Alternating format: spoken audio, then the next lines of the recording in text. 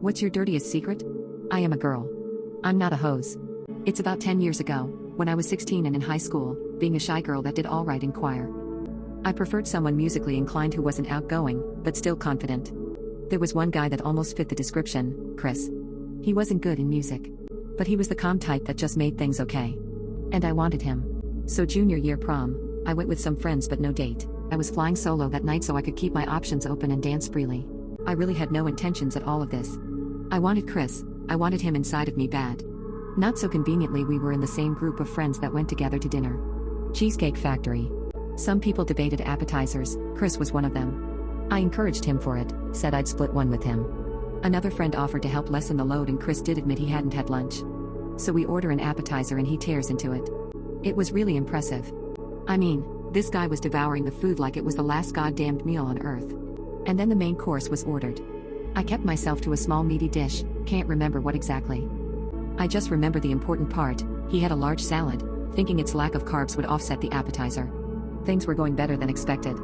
Dessert was some cake, all around, that doesn't matter so much. When we got to the dance I hit the floor a few times, had some punch and kept an eye on Chris. There was something about him that made me keep my eyes on him all night. And when the time was right, I did the creepiest thing I've done in my life. He talked a lot about how he ate too much. How the appetizer, all to himself and the salad were a bad combination. I saw him hurry to the bathroom at one point. When I saw him exit, he looked embarrassed and I heard him tell a friend to not use the men's restroom at all for the rest of the night. I could not pass this up. I couldn't let this opportunity slip by.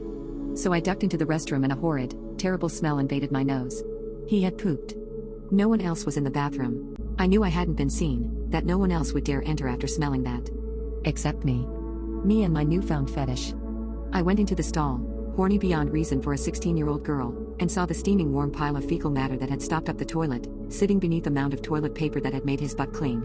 I made sure no stains were on my dress as I sat down in the men's restroom, on the plastic seat of that godforsaken toilet. No, not even the toilet paper touched my dress. But I could sit above it, wallow in it. I didn't want to risk anything, so I lifted my legs up and spread them a bit for balance. I also leaned back to offset the legs staying above the stall's walls. I didn't want my shoes and dress to be seen. But here I was, in this half-laying position over a stopped-up toilet full of poop from the man I craved most. I inhaled deeply and went to town on my nether regions, not even bothering to remove underwear.